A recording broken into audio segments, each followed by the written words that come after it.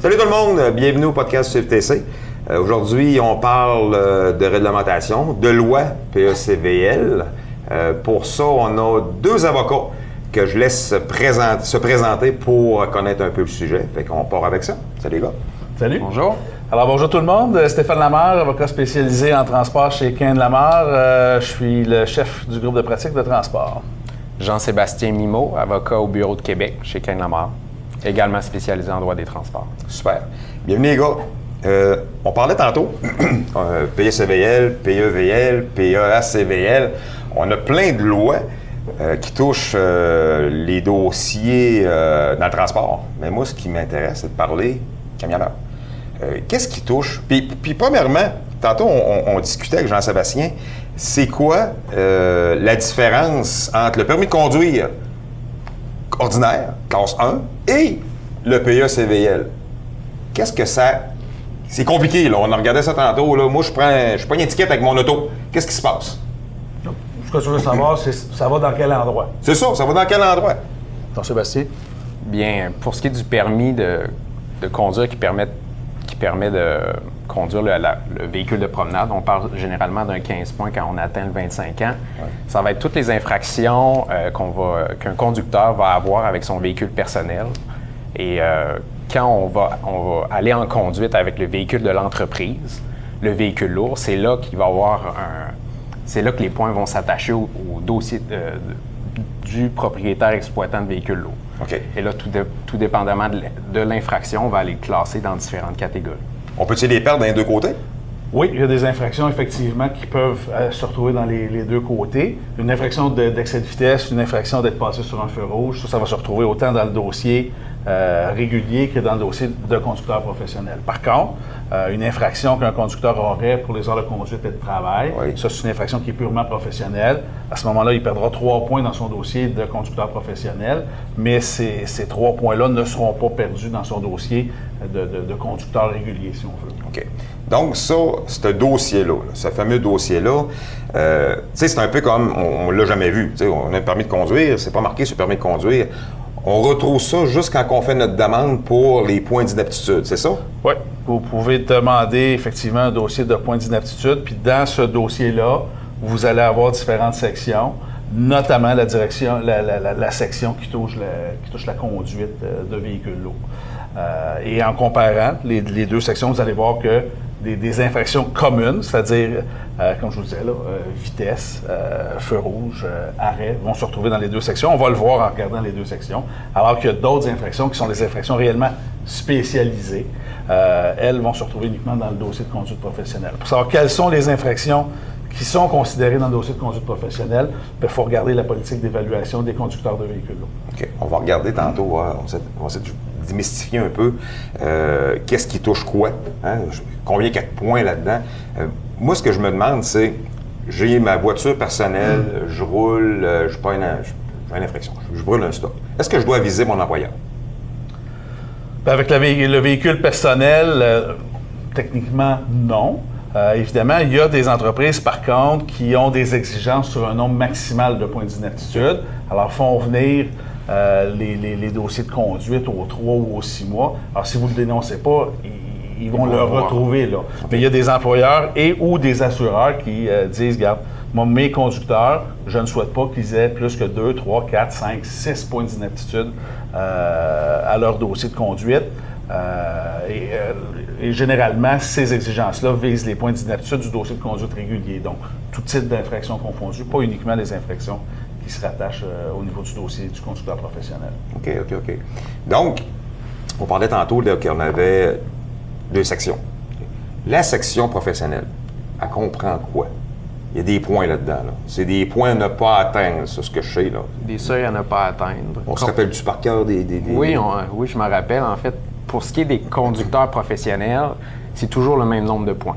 On a 14 points en sécurité des opérations pour revenir là, sur qu'est-ce que ça implique. On a 9 points pour ce qui est des accidents et 14 points pour ce qui est du comportement global. Je vais te corriger parce que il y a eu une coquille. Alors, 12 points. 12, 9 et 14. C'est ça, tu avais dit 14, 9 et 14. Alors, c'est 12, 9 et 14. Okay. 12 points à sécurité des opérations, 9 points au niveau des accidents et 14 points en comportement global. Moi, c'est pas évident de se rappeler de tous ces chiffres-là. Là. Donc, comportement global, ça touche quoi?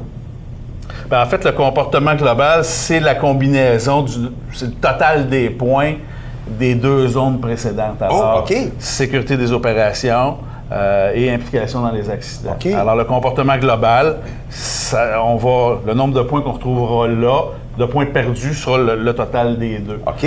Par contre, le nombre de points maximal, lui, il est différent du total des 2 autres parce qu'on veut que ce soit un déclencheur plus rapide. Okay. Mais la notion de comportement global comprend tous les événements qu'on retrouvera en sécurité des opérations et tous les accidents qui seront dans la zone de comportement, implication dans les accidents. Ce qu'il faut savoir au niveau des accidents, c'est que techniquement, du moins, on doit y retrouver que les accidents qui sont des accidents responsables. Pourquoi je vous dis techniquement? C'est parce que dans la vraie vie, tous les accidents dans lesquels les conducteurs sont impliqués s'en vont dans cette zone de comportement-là. Il appartient aux conducteurs de demander au conducteur et ou à l'entreprise, là, mais là, on parle du conducteur, du dossier conducteur. Alors, il appartient au conducteur ou à l'entreprise de faire retirer ces événements-là s'il s'agit d'accidents non responsables. Okay.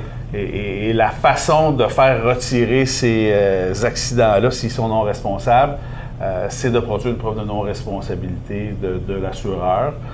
Il y a d'autres documents qui sont admissibles, notamment un document de la CSST qui établirait clairement une non-responsabilité.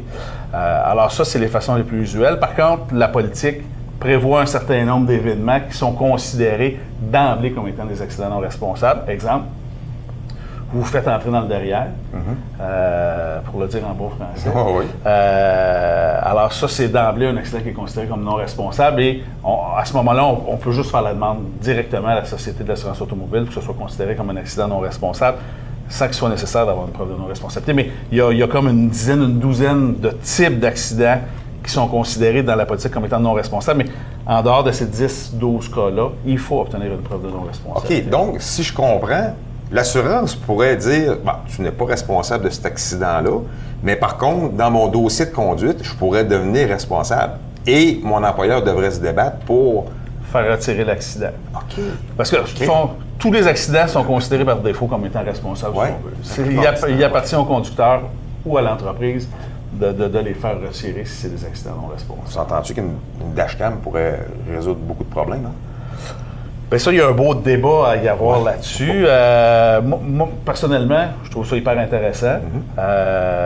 Mais là, évidemment, si on a des dashcams comme entreprise, il faut traiter l'information. Si on ne la traite pas, au fur et à mesure, pas juste quand ça nous est utile, ben là, on peut se créer d'autres enjeux, je vous dirais. Et ce qu'il faut savoir par rapport au dashcam, c'est qu'il y a un débat jurisprudentiel actuellement. Il y a deux grandes décisions, si on veut, qui viennent un peu baliser ça. Il y en a une qui a été confirmée là, suite à une décision d'arbitrage qui nous dit que lors de transport de marchandises excessivement dangereuses, effectivement, c'est justifié d'avoir des dashcams. Par contre, il y a une autre décision qui est la décision Cisco, on est en transport alimentaire ici, qui vient dire, écoutez, ici, là, il n'y a pas de raison, là, vous voulez faire de la prévention, puis c'est intrusif, ça viole le droit à la vie privée, donc c'est illégal. Alors, quand on parle de dashcam... c'est un dossier chaud. Oui, c'est un dossier chaud, effectivement, puis les transporteurs ne savent pas trop sur quel pied danser. Puis l'interprétation, en plus, là, ce que je vous énonce, c'est 2 décisions du Québec qui entrent en contradiction. Puis évidemment, là, il y a toutes sortes de bémols puis de subtilités qu'on devrait faire si on en jasait là, fondamentalement. Mais nos deux décisions ne sont pas toujours en ligne avec des décisions équivalentes au Canada. Alors, on pourrait s'amuser longuement. Moi, je ne voulais pas ouvrir une boîte de Pandore non plus. Mais écoute, c'est intéressant, puis ça pourrait être d'autres choses pour un autre sujet. Oui, tout à fait. On va revenir à notre PSCVL. Moi écoute, il y a plein de questions qui me viennent en tête. J'ai 14, 12, 9.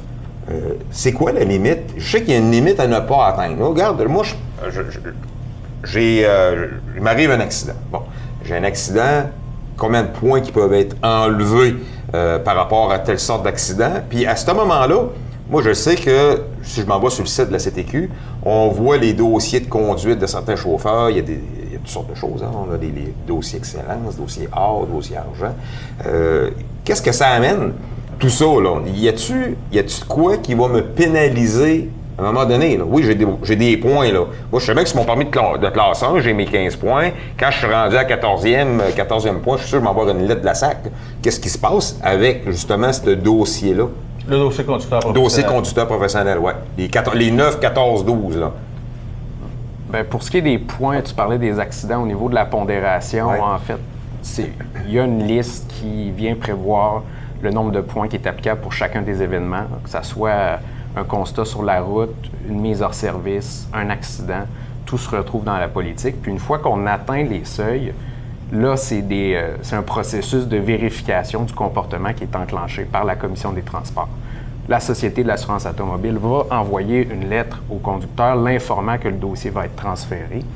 Et là, ça peut prendre quelques mois, peut-être plus d'une année avant qu'il reçoive effectivement une date de convocation. Et c'est là il va avoir toute la démonstration, un processus en fait, il y a un travail qui doit être fait d'ici la convocation, puis c'est un processus de vérification par lequel le commissaire va vérifier que le conducteur est capable d'adopter un travail qui est sécuritaire sur la route, puis ne constitue pas un danger pour tous les citoyens, tous les autres automobilistes. Ça, c'est quand il est convoqué. Exactement. Ouais, parce que là, on parle du conducteur. La politique d'évaluation des conducteurs de véhicules lourds prévoit, puis c'est relativement le même processus dans le cas des propriétaires et exploitants de véhicules lourds, prévoit donc le nombre de points, on l'a vu, 12, 9, 14, oui. Prévoit quels sont comme je disais tantôt, quels sont les événements qui sont considérés, puis c'est quoi la pondération. Exemple, une infraction émise d'un conducteur pour un registre des heures de conduite et de travail, c'est 3 points.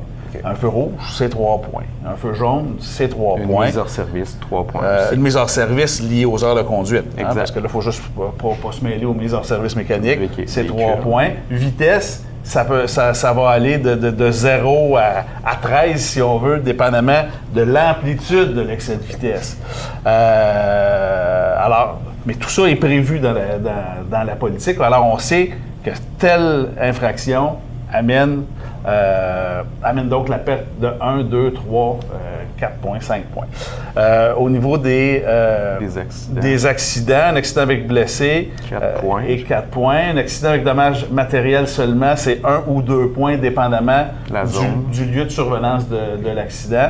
Ça sera, puis corrige-moi Jean-Sébastien, mais je pense que je ne me trompe pas, ce sera généralement 2 points. Par contre, un accident qui survient dans la région sur l'île de Montréal, Laval, Longueuil, la communauté urbaine de Québec, ça ne s'appelle plus comme ça. C'est la grande ville de Québec maintenant. Ouais. Ça, ce sera des accidents qui amèneront uniquement 1 point parce qu'on a considéré qu'il y avait une plus grande exposition au risque. Alors, on a pondéré d'une façon différente. Okay.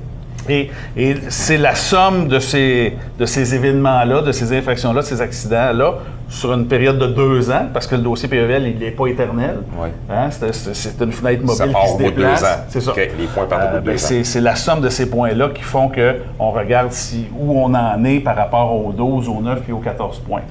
Jean-Sébastien vous parlait du transfert du dossier à la Commission des transports du Québec. Ce qu'il faut savoir, c'est qu'il y a généralement 2 étapes préalables. Il y a une première lettre d'avertissement qui est transmise à 50 50 Donc, quand j'ai atteint la moitié de chaque section ou le total du...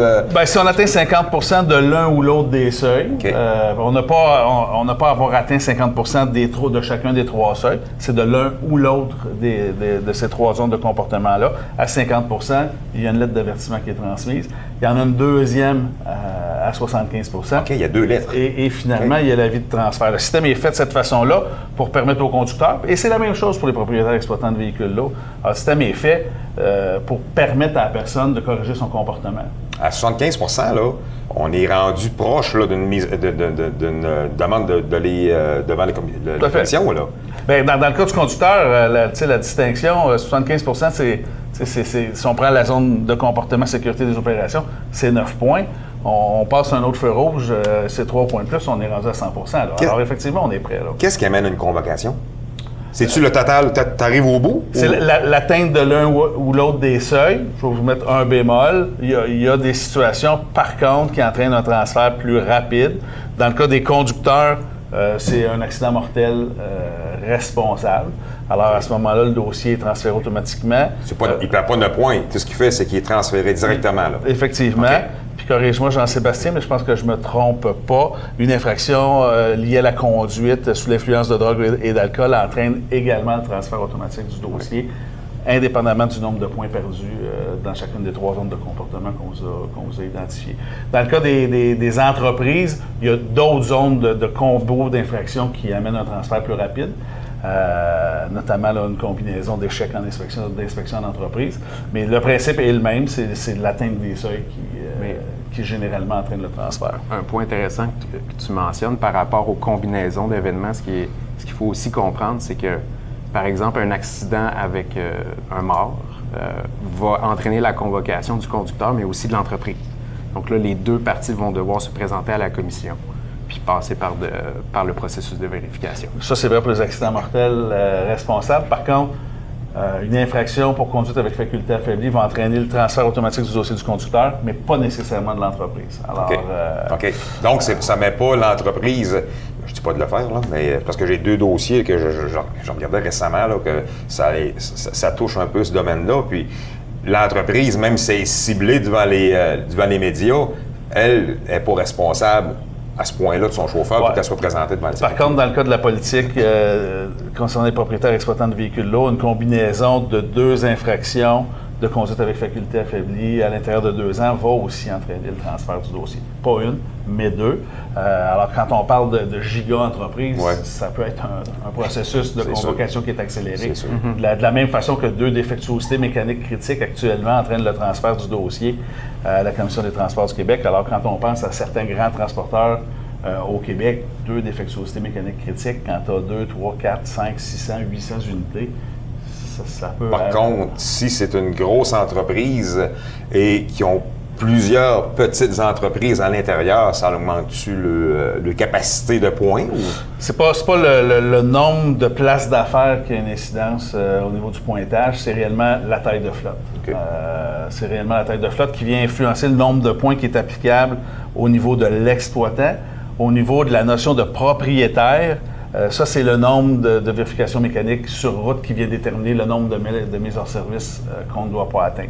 Ce qu'il faut comprendre dans les 2 notions, parce qu'on parle bien de propriétaire et exploitant de véhicules lourds, la notion de propriétaire, essentiellement, ça se rattache à tout l'aspect entretien du véhicule, alors que la notion exploitant, elle, se rattache au comportement routier, à la gestion des heures de conduite et de travail. OK. Qu'est-ce qui... je sais pas si tu avais d'autres choses. Oui, bien, j'allais juste dire, faire une petite distinction. Le volet conducteur, on a sécurité des opérations, implication dans les accidents, comportement global.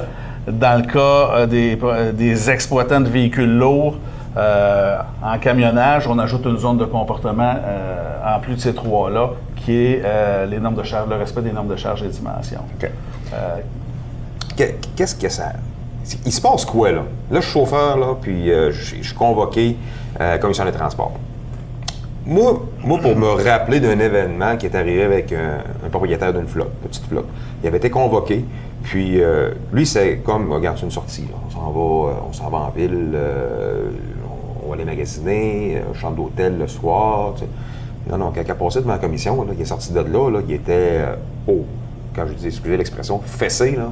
C'était plus drôle, là. C'était vraiment pas drôle, là. Il risquait de perdre son entreprise parce que son permis d'exploitation. Et puis là, c'est là qu'il a fait des démarches pour être capable de se corriger. Mais c'est quoi qui se passe? Là, moi, je suis chauffeur, je m'en vais là, puis c'est une cour de justice. C'est quoi, là? J'ai jamais été, fait que je vais pas y aller non plus. Mais je pas. Ben, c'est un tribunal, hein, la Commission des transports du Québec. Puis quand on est convoqué, ce qui est ultimement en jeu du côté du conducteur, c'est son droit de conduire des véhicules lourds. Puis du côté de l'entreprise, c'est son droit d'être propriétaire, d'être exploitant d'une entreprise de véhicules lourds. Alors, ultimement, c'est ça. Le rôle de la commission, c'est pas de dire à des chauffeurs, regarde, toi tu conduis plus, puis toi, entreprise, je te ferme. C'est pas ça son but. Par contre, son rôle, c'est de s'assurer que les conducteurs qui sont convoqués ont adopté un comportement, ont pris conscience des éléments qui avaient amélioré dans leur comportement et sont dorénavant sécuritaires.